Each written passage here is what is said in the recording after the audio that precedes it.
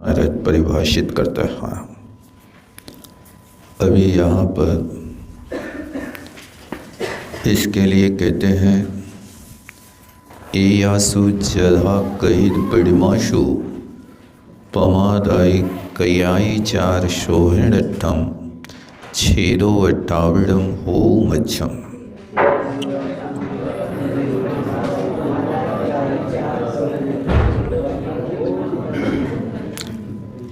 एयासु का अर्थ होता है एतासु, जो ऊपर कही हुई 11 प्रतिमाएं हैं, जहाँ कहित यथा कथित जैसा उनका स्वरूप कहा गया है, उन पडिमाशु उन 11 प्रतिमाओं में प्रमादात अतिचारम प्रमाद से यदि अतिचार हुआ हो तो सतिचार को शोहणट्ठम शुद्धि करने के लिए, शोधनार्थम शोधन करने के लिए, छेदो अट्ठावड़म पुनः छेद हुआ उसका उपस्थापन करते हैं। मध्यम हो हमारे पास वो छेदोपस्थापन हो। ये छेदोपस्थापन चूँकि श्रावक का प्रतिक्रमण है, इसलिए श्रावक के व्रतों में जो दोष लग गया है, अर्थात जो लब्धि स्थान पतित हो गए हैं, उन लब्धि स्थानों को पुनः स्थापन करने के लिए ये यहाँ पर भूमिका बनाई गई है, क्योंकि छेद होने पर उपस्थापन प्रतिक्रमण के माध्यम से होता है। छेद का अर्थ है प्रमादवश जैसा पालन करना चाहिए था वैसा पालन नहीं कर सके, इसलिए ये नियम है कि प्रतिमाओं को लेने के पहले प्रतिमाओं के स्वरूप को साधक को अच्छी तरह से समझ लेना चाहिए। क्या आचरण करना होगा, इसलिए ग्रंथकारों ने कहा समीक्ष व्रत मादेयम आत्म पाल्यम प्रयत्नता। अच्छी तरह से पहले विचार कर लो, उन कार्यों को करने का पहले अभ्यास कर लो। अभ्यास होने पर, स्वरूप के समझने पर फिर संयम से उपेक्षा नहीं होती है। विचार किए बिना यदि भावुकता में कोई कार्य हो जाता है तो फिर अपने जीवन में वो लब्धि संयम स्थान नहीं बना पाता। इसलिए पहले ज्ञानी जनों से इस विषय में अच्छी तरह से समझ लो और अपनी शक्ति का पहले आकलन कर लो, तब जाकर के इस कार्य में दक्ष होना। इसलिए कहा कि व्रतों को लेने के पहले अभ्यास कर लो। जिनसे घर माही कछु न बने, तेवन माही कहा करें। जिनने घर में रहकर के अभ्यास नहीं किया, भी घर छोड़कर के बनवासी हो भी जाएं तो जहाँ जाएंगे वहाँ घर बसाएंगे। इसलिए एक कहा, प्रमादात्, प्रमाद से प्रचुरा दोषा भवन्ति, बहुत दोष होते हैं। इसलिए उन दोषों के लिए अब कहते हैं अरहंत सिद्ध आर्य उवाचाय सभ्य साहु सखियम सम्मत पुब्बगम सुब्रदम दृढ़पदम समारोह्यम मे भवतु मे भवतु मे भवतु।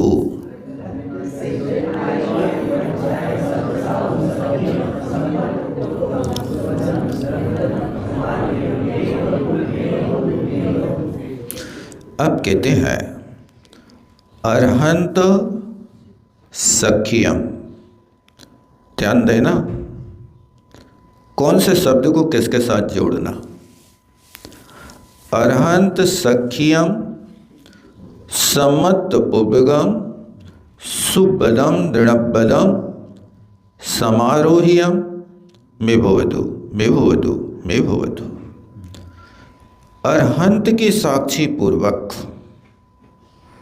सम्यक्त पूर्वक सुव्रतों को, दृढ़व्रतों में समारोह, मेरे में समारोहित हो, होवे होवे होवे मेरे में। क्यों? प्रमाद से दोष लगा था, अब मैं दृढ़व्रती हो रहा हूँ। व्रतों में छेद हो गया, अब सुबदम, मैं अच्छी तरह से व्रतों का पालन करूँगा। हे अरहंत भगवान, आपकी साक्षी पूर्वक मैं अब दृढ़ संकल्प करता हूँ। संकल्प जायते शक्ति, जहाँ संकल्प होता है वहाँ शक्ति का प्रादुर्भाव हो जाता है। बस सही कार्य में संकल्प होना चाहिए, क्योंकि संकल्प होने पर वीर्यांतराय कर्म का क्षयोपशम स्वयमेव हो जाया करता है। जब तक संकल्प नहीं होता तब तक अपनी शक्ति छिपी पड़ी रहती है। इसलिए कहा अपनी शक्ति को छिपाए बिना, तो वो छिपी है लेकिन उसका अभ्यास करें। अभ्यास करने से कोई भी कार्य कठिन नहीं होता। इसलिए पांचों परमेष्ठी के साथ ही लगाना, सिद्ध सख्यम, सिद्धों की साक्षी पूर्वक, सम्यक्त पूर्वक, सुव्रत दृढ़व्रत मेरे में आरोहित हों। इस तरह से यहाँ पर ये नियम कर लिया, प्रतिज्ञाबद्ध हो गया। अभी जो प्रतिज्ञा में कहीं पर हलन चलन हुआ था, अब फिर दृढ़ प्रति बन गया। इसका नाम प्रतिज्ञा होता है। मैं प्रतिज्ञा लेता हूँ। कहाँ है सिद्ध दिख रहे हैं? हमें पता है कहाँ सिद्ध परमात्मा बैठे हैं। हम भले ही आँखों से नहीं देख रहे, सिद्ध भगवान हमें देख रहे। तुम क्या कर रहे हो? हमने प्रतिक्रमण कर रहे हैं और आपको साक्षी बना रहे हैं। इसलिए आँखों से ना दिखें लेकिन मन से तो दिख ही जाते हैं। आँखों से और शरीर से अपन वहाँ तक ना पहुँच पाए, लेकिन मन से तो पहुंच सकते हैं ना। शरीर से अपन नंदीश्वर नहीं जा सकते, कोई बात नहीं, लेकिन मन से तो नंदीश्वर जा सकते हैं ना। मन से अपन वहाँ जाकर के नंदीश्वर के दीप में बैठ कर के पूर्व दिशा में होने वाले 13 पर्वतों के ऊपर ठीक बीचों बीच अंजनगिरी पर्वत के ऊपर पहुँच जाओ मन से। और मन पहुंचा है तो तन भी वहीं जाकर के स्थापित कर दो। और अंजनगिरी पर 84,000 योजन ऊपर पहुंच करके जब उन अकृत्रिम चैत्यालयों की वंदना करेंगे, 500 धनुष की विराजमान उन जिन बिंबों को अपन वहाँ खड़े होकर के जब उनकी छवि निहारते हैं तो सिर की टोपी गिर जाती है। अपन बहुत छोटे हैं, उनके मुख तक पहुंचना, उनकी छवि देखना, लेकिन मन को तो अपन वहीं जाकर के बढ़िया मंच बना करके भगवान के चेहरे के सामने बैठ करके और कहेंगे, हे भगवान, कोटि शशि भानुदुति तेज छिप जाता है, महावैराग्य परिणाम ठहराता है। आपके इस करोड़ों सूर्यों से भी अधिक देदीप्यमान जिन बिंब के दर्शन करने से मुझे तो वैराग्य हो जाता है। ऐसा पढ़ते हैं ना अपन, कोटि शशि भानुदुति तेज छवि महावैराग्य परिणाम ठहरा था। महावैराग्य का परिणाम उनके दर्शन करते हो जाता है। इसलिए अपन कहीं ना जाए, अपने मन को सीधा यहाँ से नंदीश्वर भेज दे में, और कौन से स्थान पे बैठना है तुम्हें, अंजनगिरी में के दधिमुख में के रतिकर में के पूरब दिशा में के पश्चिम दिशा में, जहाँ तुम्हें एकांत मिले चारों दिशाओं में, बावन जिनालय में, अथवा उस बापी के बीच में, दधिमुख के बीच में। अब बापी को पार करके जाना 1,00,000 योजन की बापी है, 1,00,000 योजन की बापी। और अंजनगिरी से दधिमुख जाने तक, बापी तक जाने के लिए 1,00,000 योजन का वन पार करो, फिर 1,00,000 योजन की बापी है, सो उस बापी के बीच में 50,000 योजन तक अपनी भुजाओं से तैर के जाओ, और फिर उसके बाद में दधिमुख पर्वत पे चढ़ो, और पर्वत पे चढ़ करके फिर जिनालय जिन बिंब की वंदना करो तो मन संतुष्ट हो जाएगा। सामायिक में यही किया करो 52 जिनालयों की, तो तुम्हारी सामायिक कैसी होगी कि मक्खी नहीं बिच्छू भी काटे तो हेल होने ये होगा। ये पंच परमेष्टि की साक्षी पूर्वक अब दृढ़ प्रतिज्ञा हो गई। अब देखो क्या कर रहे हैं, अब संकल्प कर रहे हैं। अथ दैवशिक परिकमणाए सबाईचार विशोहि निमित्तम पुबारी कमीण आलोयण सिद्धवती कायो सकम करो मैं। हे हाँ,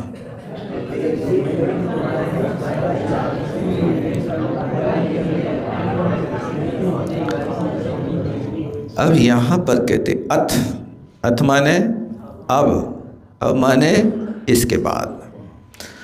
अब प्रतिक्रमण दिन के दोषों का कर रहे कि रात्रि के दोषों का कर रहे? यदि दिन के दोषों का कर रहे तो देवसियो माने दैवशिक, दैवशिक माने दिवसे भवा दैवशिका, दिन में जो क्रिया हुई है उसको दैवशिक कहते हैं। और रात्रि का यदि कर रहे हैं तो रात्रिक बोलना। ऐसे परिक्रमणाए, प्रतिक्रमण करने में सबाईचार विशोहि, सर्व अतिचारों की विशुद्धि करने के लिए, क्या उस विशोहि निमित्तम, पुनः हमारी जो विशुद्धि पहले थी उस विशुद्धि में फिर से प्रवेश कर जाऊं, इसलिए पुबायरे कमेड़ है, जो पूर्वाचार्यों ने कहा है उसके क्रम को मैं अपना रहा हूँ कि मैं अपनी विशुद्धि से बाहर हो गया था, उस विशुद्धि में फिर से प्रवेश कर जाऊँ, इसलिए मैं अपनी आलोचना कर रहा हूँ और आलोचना पूर्वक सिद्ध भक्ति का कायोत्सर्ग करता हूँ। तो सिद्ध भक्ति करने के पहले सामायिक दंडक होता है, यानी सामायिक अपना इसको पढ़ लो तो सामायिक की क्रिया संपन्न हो जाती है। अब यहाँ पर चत्तारी दंडक है, नमोकार मंत्र है। नमो अरिहंताड़म, नमो शिन्नाड़म, नमो आयरियाणम, नमो वज्जायाड़म, नमो लोहि शब्बिशाहूड़म।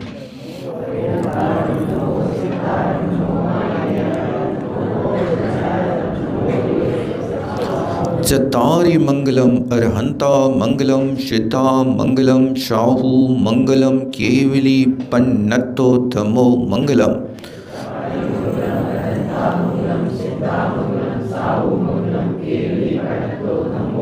चत्तारि लोग उत्तमा, अरहंता लोग उत्तमा, सिद्धा लोग उत्तमा, साहू लोग उत्तमा, केवली पन्नतो धमो लोग उत्तमो।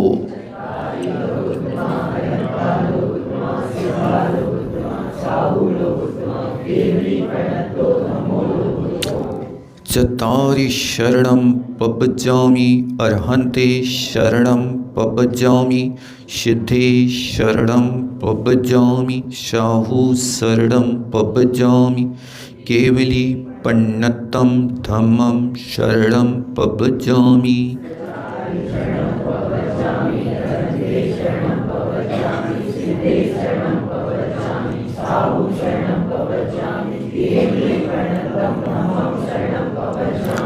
यहाँ पर नमोकार मंत्र को करने के बाद अपने यहाँ दो प्रकार के मंगल माने जाते हैं, एक लौकिक मंगल और एक अलौकिक मंगल। लौकिक मंगल तो कुछ अलग प्रकार से होते हैं, लेकिन पारलौकिक मंगल जो माने जाते हैं ये मुख्यतः चार ही होते हैं। किसी भी कार्य के पहले अरहंतों को स्मरण कर लेना ये सबसे बड़ा मंगल होता है। बाहर में अपन देखते हैं जब कोई यात्रा या कोई कार्य करने के लिए निकलते हैं तो कोई सौभाग्यवती महिला या कोई कन्या भरा कलश लेकर के आती है तो मन में ऐसा उत्साह होता है कि जैसे आज का दिन दीपावली का दिन हो। आप कहीं निकल रहे हैं, यदि आपके लिए गाय दूध पिलाती हुई मिल जाए रास्ते में तो आज आपके चौवारा पौवारा ये आपके लिए सूचित किया जाता है। इसी तरह कोई मुनि महाराज का दर्शन हो जाए तो आपके लिए बहुत अच्छा है, लेकिन यात्रा के समय 6 भैंसियाँ दिख जाएं तो अमंगल है। 6 भैंसियों की संख्या उसको अमंगल की कोटि में रखा जाता है। ऐसे कुछ और भी रखे हैं, जैसे चलते हुए उस सामने जात्यश्व दिख जाए, श्रेष्ठ घोड़ा, वो भी मांगलिक माना जाता है। इसलिए मांगलिक कार्यों को करने के लिए या शादी के लिए घोड़ा आगे रखा जाता है। ये मंगल। अब घोड़ी तो पता नहीं क्यों रखते।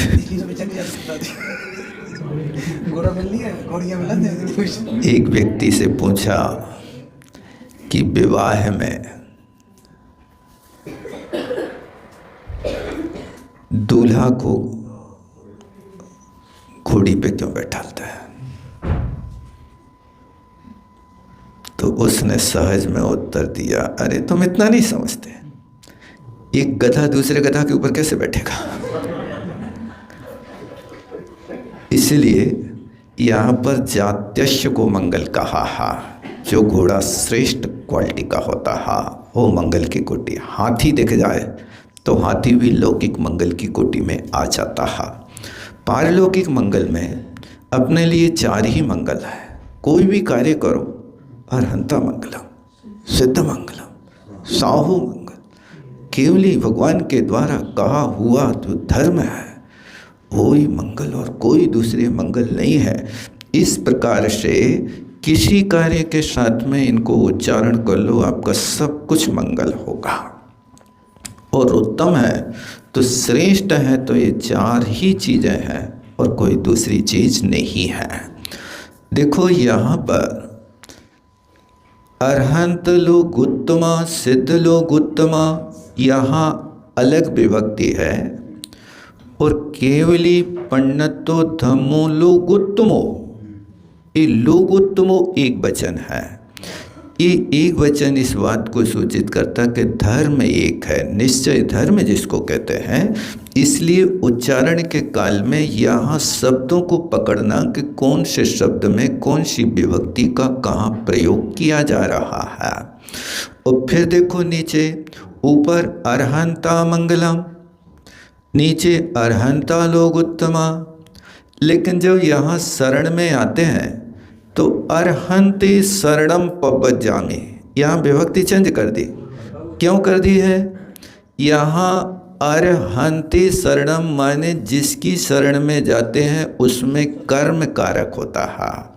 कर्म कारक होने से यहाँ पर अरहता शरणम पवज्जामि प्रव्रज्जामि, यानी ये द्वितीया का बहुवचन बनाया गया है। अरहंतों की शरण में जाता हूँ।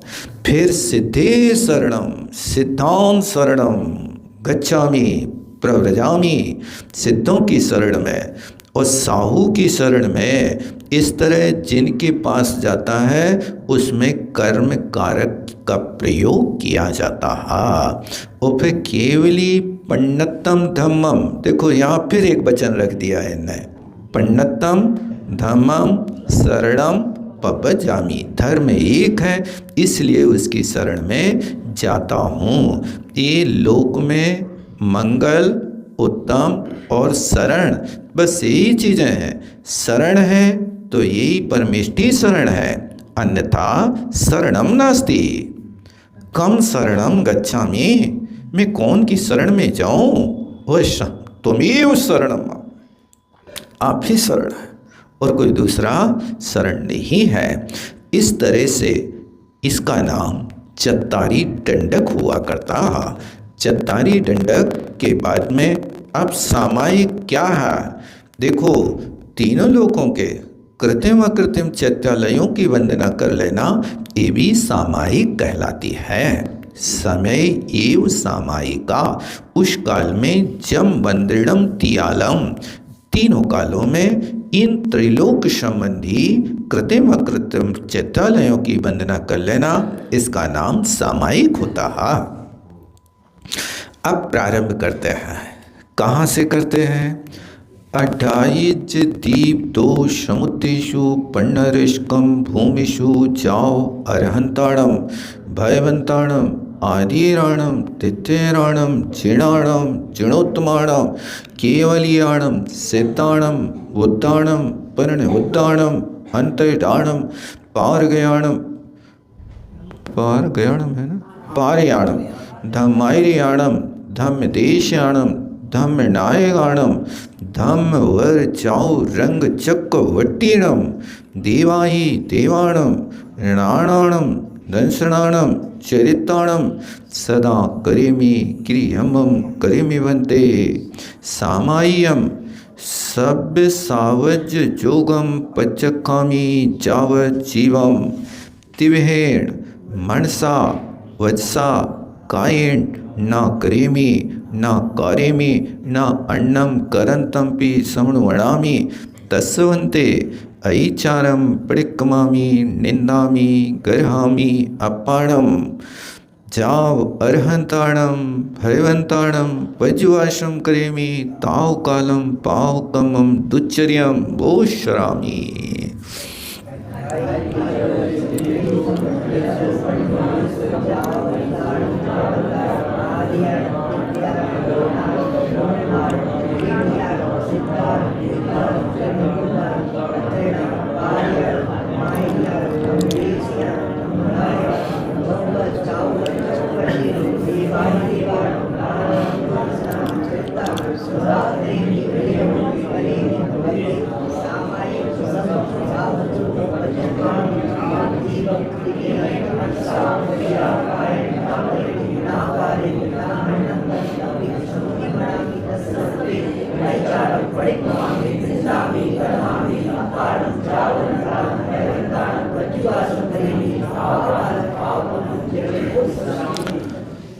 इस सिद्धांत सूत्र के सूत्र माने जाते हैं। इनका जब अध्ययन करते हैं, प्रतिक्रमण करते हैं, तो ये संकल्प किया जाता है कि मैं जब तक ये क्रिया कर रहा हूँ तब तक के लिए सर्व सावत्य योग का त्याग करता हूँ। न शरीर से हलन चलन होगा, न वचन से परमेष्टि वाचक शब्दों के अलावा दूसरे शब्दों का उच्चारण होगा, और मन होगा तो परमात्मा के चरणों में होगा। ये दिव्यहेण देखो यहाँ संकल्प कर रहे हैं, ये तीनों योगों के माध्यम से। अब क्या कर रहे हैं? पहुँचो अढ़ाई दीप। अढ़ाई दीप मतलब जम्बूदीप, कालोदरी और धातकी खंड, लवण समुद्र और पुष्कर। तो इनने संकल्प किया कि अढ़ाई दीप और 2 समुद्र। तीसरा समुद्र क्यों नहीं लिया? तीसरा समुद्र अपनी सीमा के बाहर है। मानसोत्तर के बाद जो होगा पुष्कर समुद्र, वहाँ तक अपना प्रवेश नहीं होता है। तो अढ़ाई दीप में देखो, जाओ अरहंताणम भय सबसे नीचे लाइन में है ना। ये अढ़ाई दीप में जितने अरहंत होवे, जितने भगवान होवे उनकी मैं पर्युपासना करता हूँ, उपासना करता हूँ। तो 2.5 दीप में कितने भगवान अरहंत मिलेंगे अपन को? हैं? अरहंत भगवान कितने मिल सकते हैं? 170 कर्म भूमियाँ हैं। तो इन 170 कर्म भूमियों में 170 अरहंत भगवान मिल सकते हैं। देखो यहाँ तीर्थंकर नहीं कह रहे, केवली भगवान है। इन सब में भरत ऐरावत को छोड़ करके 160 नगरियों में हमेशा केवली विद्यमान रहते हैं।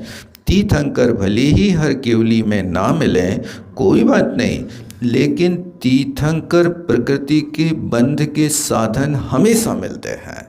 एक भरत ऐरावत क्षेत्र है कि जहाँ पर विरह काल हो जाता है कि हमेशा ना तीर्थंकर है, न हमेशा तीर्थंकर प्रकृति के बंध के कारण है।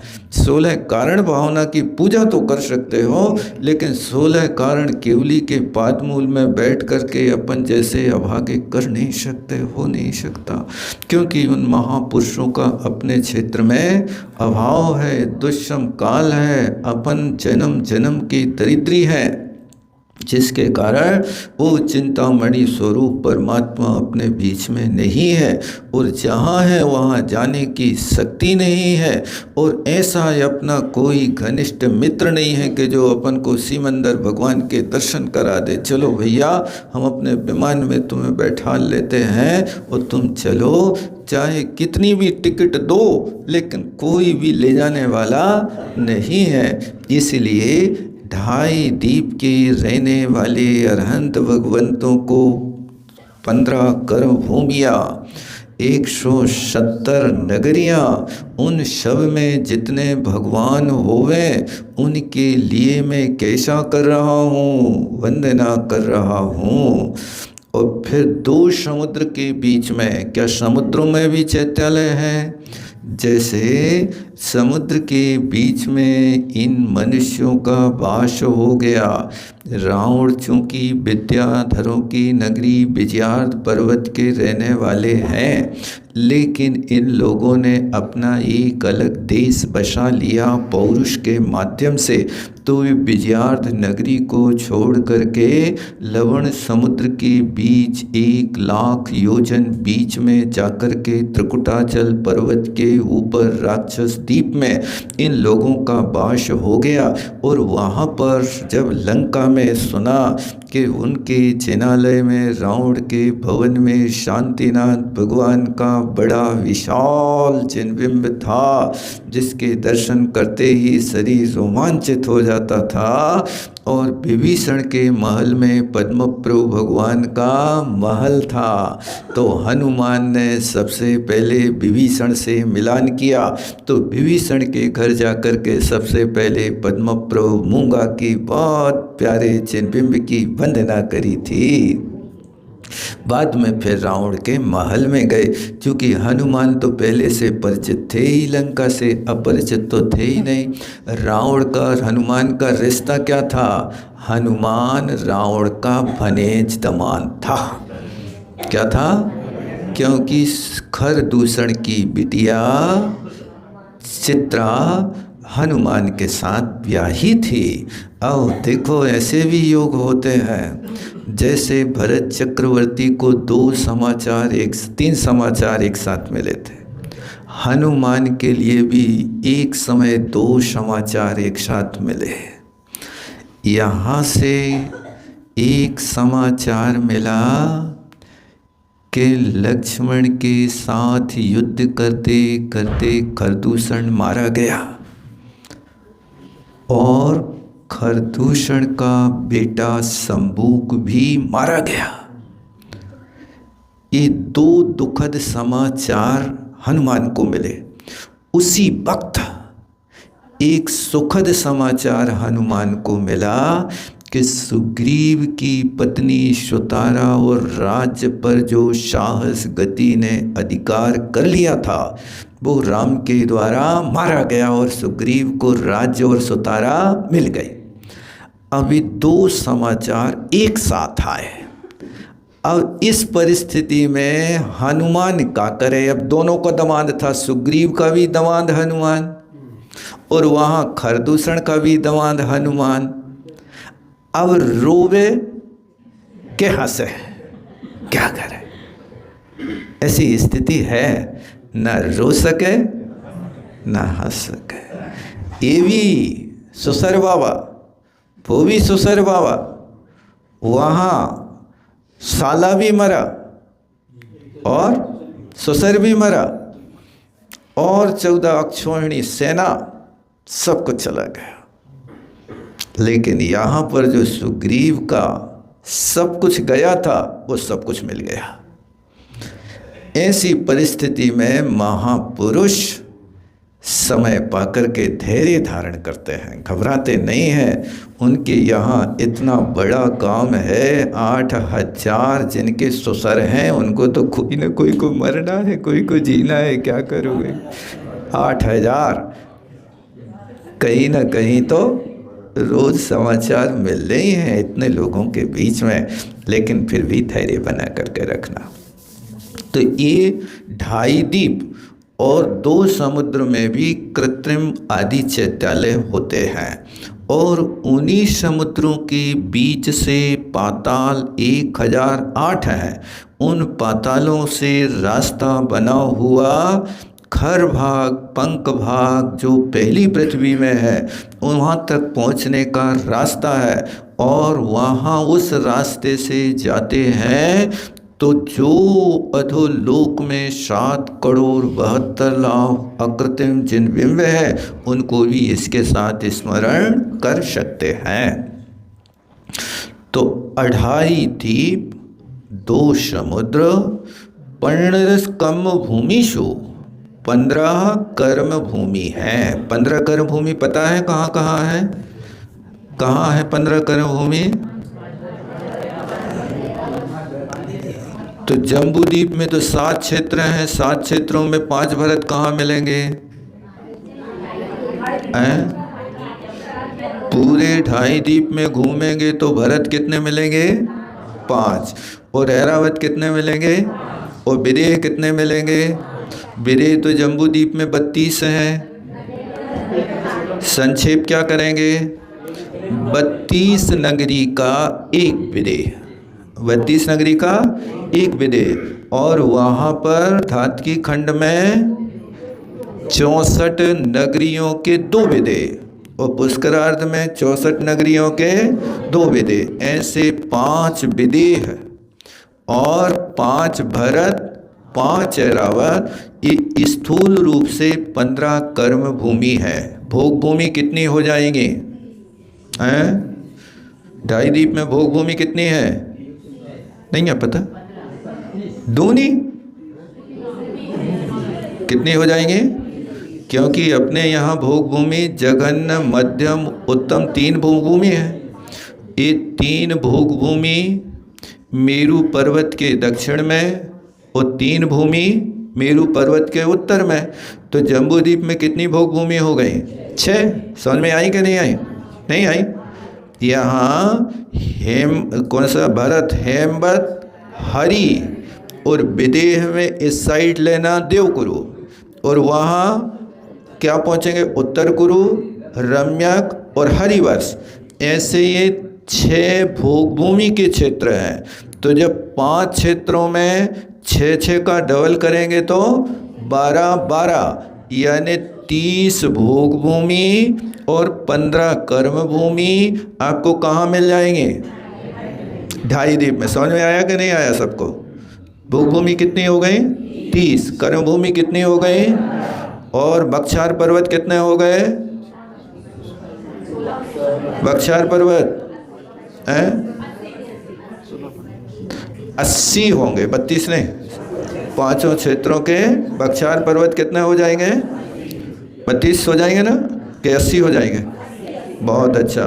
और फिर 2.5 द्वीप के अकृत्रिम चैत्यालय कितने हो जाएंगे? 458। 2.5 द्वीप के। और अच्छे से सोच के बोलो।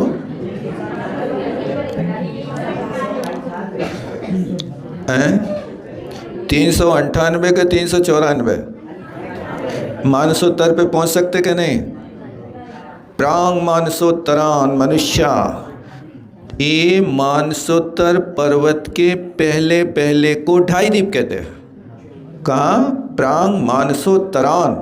ये मानसोत्तर पर्वत के लेंगे तो 398 और मानसोत्तर के भीतर भीतर लेंगे तो 94। विषय कठिन है ना? सब लोग हिसाब किताब रखना, कौन कौन से कहाँ कहाँ पर हैं, पूछ सकते हैं इसको। अच्छा चलिए, जाओ इन 15 कर्म भूमियों में, 2.5 द्वीप में, 2 समुद्रों में जाओ। और अंतराणम, जाओ माने यावत, जितने भी अरहंत भगवान, देखो एक एक के साथ क्रिया लगाना।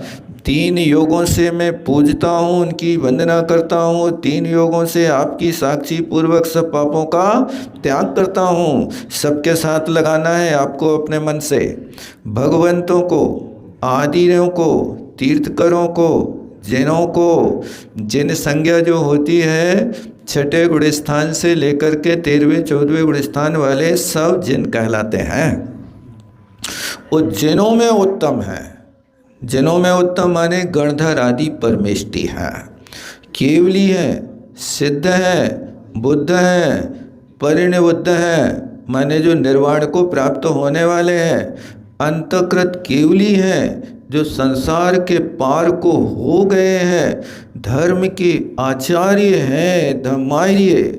और धम्म देशयाणम, धम्म देशक माने उपाध्याय परमेष्टि है।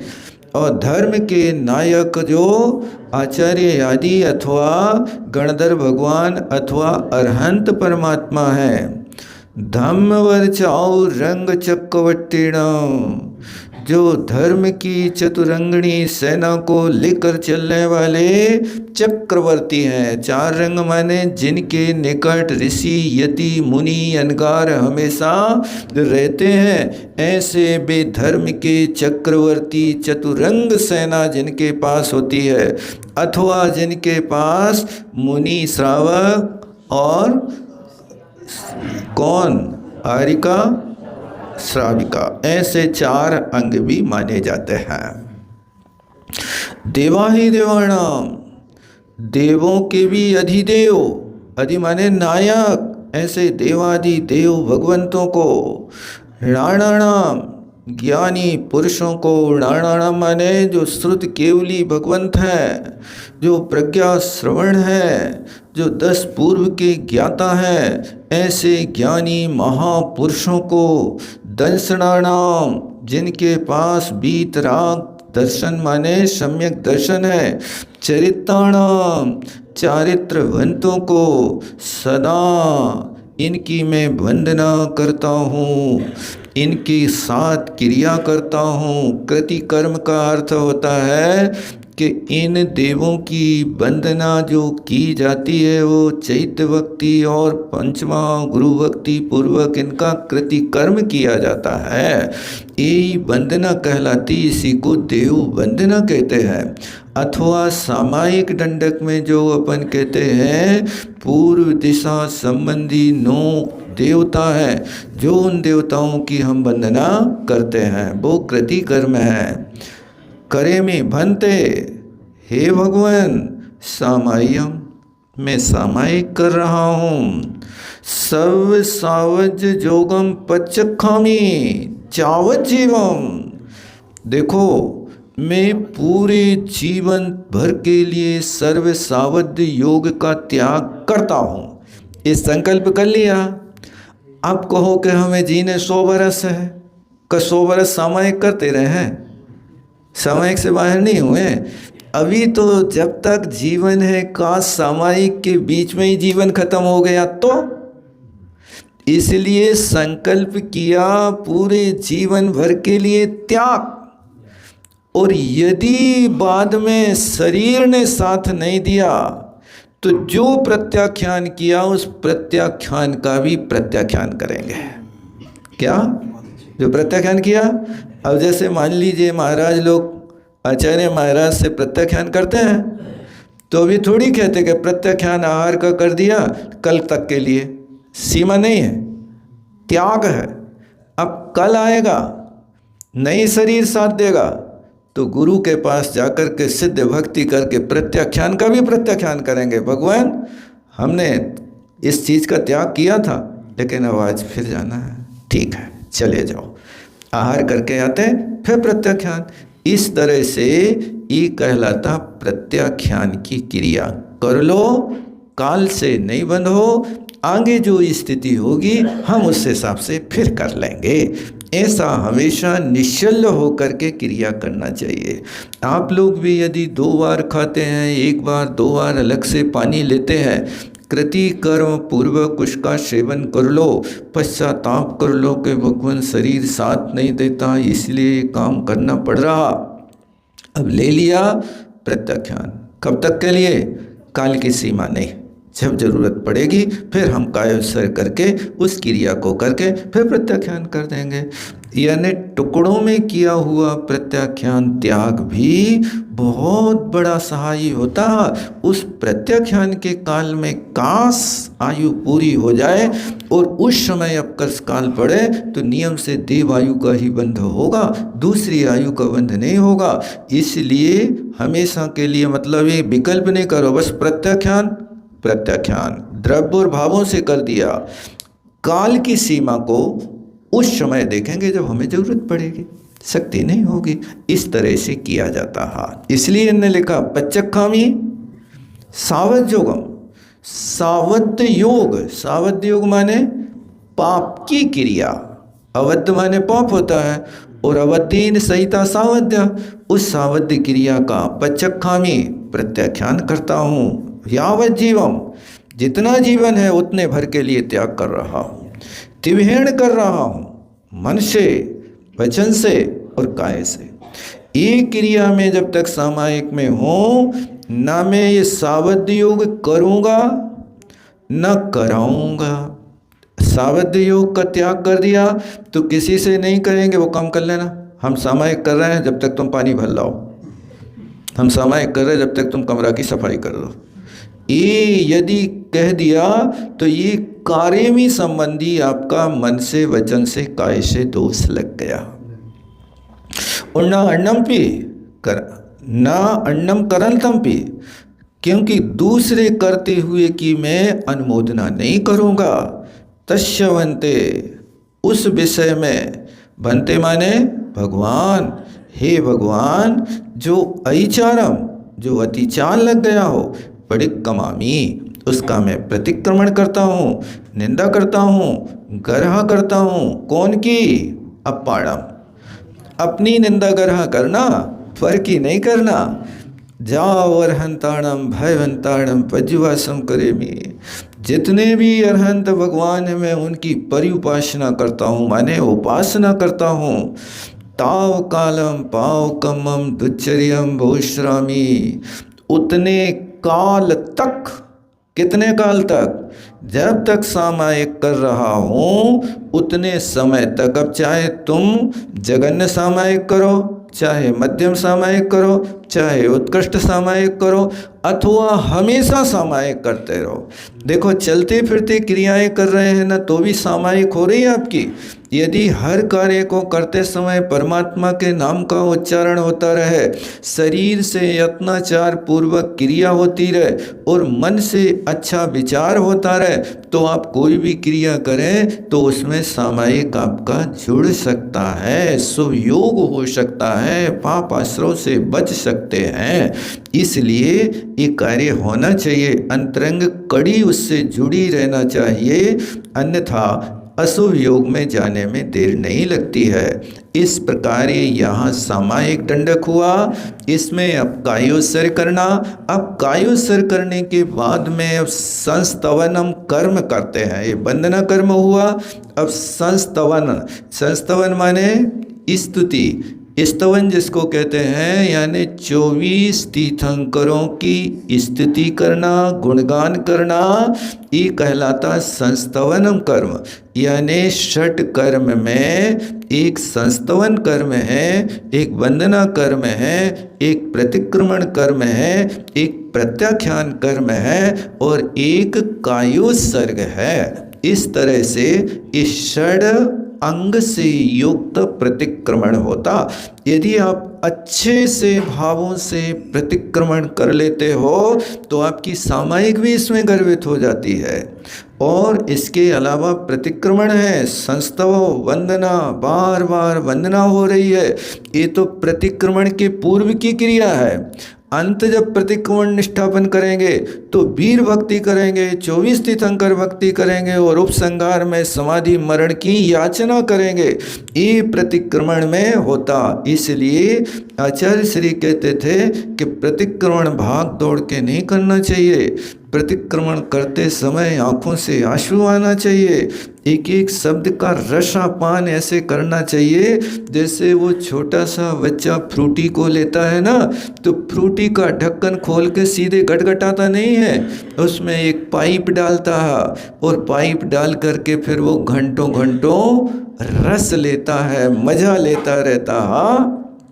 ऐसे यहाँ पर भी इन कार्यों को करते हुए रस लेना चाहिए। एक मुनि महाराज की आंख में तकलीफ हो गई, आचार्य श्री से कहा तो आचार्य श्री ने कहा कि तुम प्रतिक्रमण पौन घंटा में करो, अच्छी तरह से द्रुत विलंब चाल ना हो, एक एक शब्द का रसापान करो, तुम्हारे लिए आराम लगेगा। और वास्तव में उनने पौन घंटा लगाया, प्रतिक्रमण में अच्छे भावों से किया, उनके लिए स्वास्थ्य लाभ हुआ था। ये डोंगरगढ़ की घटना थी।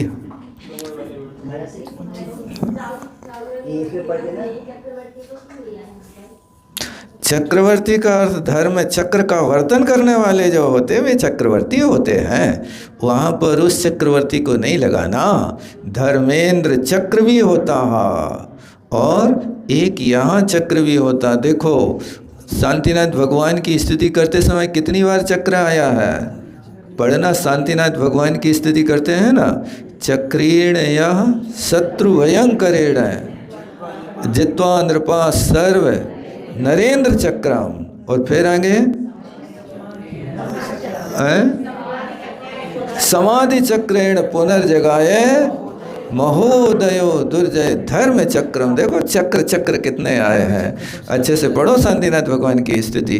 तो ये धर्म चक्र हैं जिनने अपने समाधि के द्वारा पंडित मरण के माध्यम से उस चक्र को जीत लिया है। इसलिए एक ही स्थान पर मत पकड़ के रखना कि वे चक्रवर्ती हैं, चक्रवर्ती जे भी हैं। नरेंद्र चक्र माने 32,000 मुकुटबद्ध राजाओं को जिनने अपने अधीन कर लिया, सो ये नरेंद्र चक्र हो गए। और समाधि चक्रेण के माध्यम से उनने संसार को जीत लिया, माने मृत्युंजयी बन गए। वे समाधि चक्र इसलिए धर्म चक्र हो गए। महोदयो महान उदय जिनका हो गया। क्या सुबह की जो प्रतिक्रमण करते हैं तो बहुत बार सामने के बाद करते हैं, बहुत बार ऐसा हो जाता है पहले कर दी और प्रतिक्रमण बाद में किया, इवन कभी 9 या 10 बजे तक करते हैं। तो फिर ये सब देखो आचार्य श्री का कहना था कि पहले बर्तन मांजो फिर खिचड़ी पकाओ,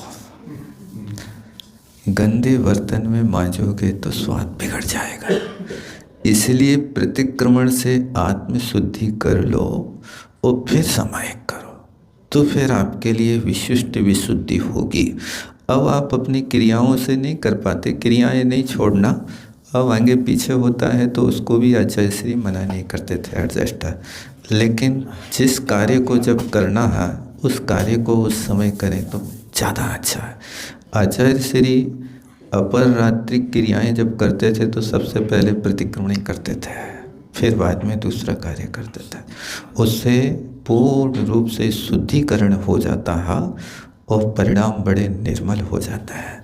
इन क्रियाओं को करने का अभिप्राय यही है कि जो परिणामों में संक्लेश की वृद्धि हुई है उसका परित्याग करो। आप सिर्फ खाना पूर्ति नहीं कि हमने प्रतिक्रमण कर लिया कि पढ़ लिया, क्या किया बताओ?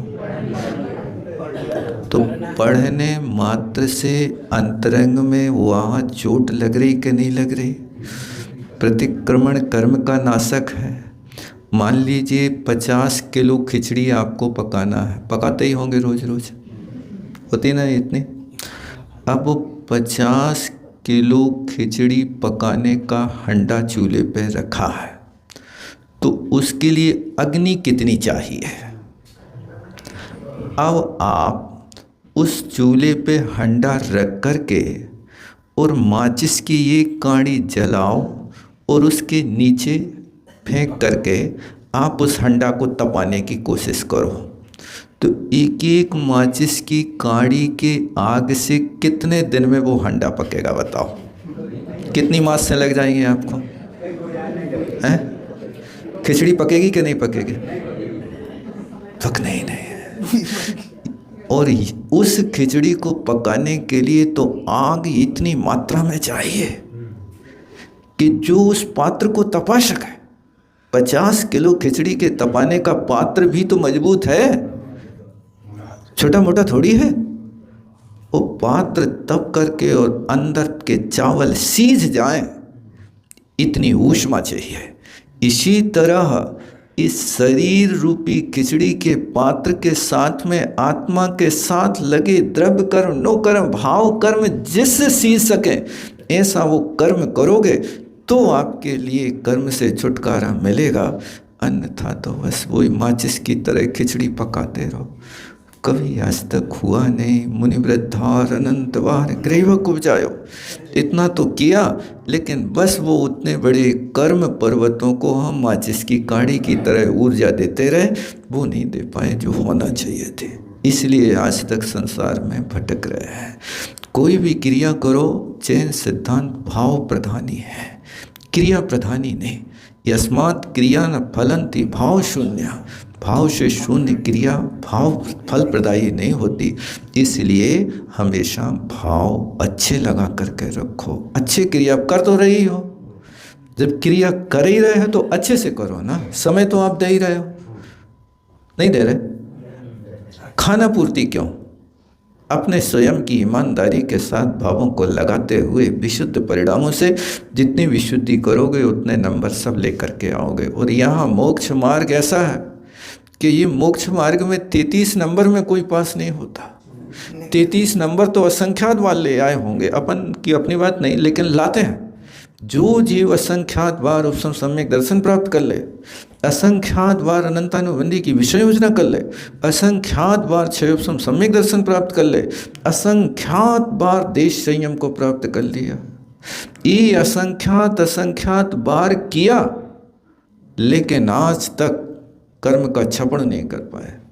वो कर्म का क्षपण होगा तो ऐसी विशुद्धि होना पड़ेगी, वो निजी की होगी, तब कहीं जाकर के कार्य होगा। अन्यथा तो चल रही है गाड़ी, सो चलाते रहो। कलिकाल है, हम कभी कलिकाल को दोष दे देते हैं, कभी संगनन को दोष दे देते, संगनन नहीं है सो कर रहे हैं। भैया टूटे छकड़े पे बैठ करके भी जितना रास्ता पार कर लो सो अच्छा है। बाधा क्या है? संगनन नहीं है तो टूटी गाड़ी तो है ना, उस टूटी गाड़ी को भी लोग ठोक ठोक करके, हम देखते थे बैलगाड़ी पे जब चलते थे हाल उतरने लगे चक्का की, तो वहीं गाड़ी खड़ी करें वे लोग, और गाड़ी खड़ी करके उसमें चीप ठोकें, ऊपर से पानी डालें और फिर धीरे धीरे चलाएं, 2-4 किलोमीटर गाड़ी चल जाए। यही करते थे। चकील गिर जाए लोहे की तो लकड़ी ठोक करके काम चलते थे। तो ये टूटी गाड़ी अपन को भी मिली है, ये गाड़ी पे सवार होकर के जितना रास्ता पार कर लो उतना अच्छा है। अन्यथा तो पड़े रहेंगे और देखते रहें कि काल लब्धि आएगी तब आ जाएंगे। वो लोग ऐसा तर्क देते कि जब काल लब्धि आ है तो रिद्धिधारी मुनि महाराज जब शेर के सामने जंगल पहुंच गए तो हमारी काल लब्धि आ है तो महावीर हमारे सामने भी आजे खड़े हो जाए। भैया ये सब बातों में तर्क कुतर्क में मत पड़ो, करके दिखाओ कुछ। समझ रहे ना? कुछ करोगे तो फल मिलेगा, अन्यथा मन के लड्डू खाने से पेट नहीं भरेगा, डकार नहीं आएगी। अपन को तो लड्डू बना के ही खाने पड़े हैं। बे मुनि महाराज होवे कि जिनको रस रिद्धि हो गई होवे, सुबह घी को नाव ले तो घी की डकार आ जाए, उड़द के छिलका खाएं तो अमृत बरस जाए, वो उनके लिए मुबारक है। अपने लिए तो भैया कच्ची कोरी रोनी मीठी जैसी मिले, गड्ढा भरो और अपना धर्म ध्यान करो, इससे काम होगा, अन्यथा आप तो समय बहुत हो गया। जवाणी के ज्ञान से सूझे लोका लोक।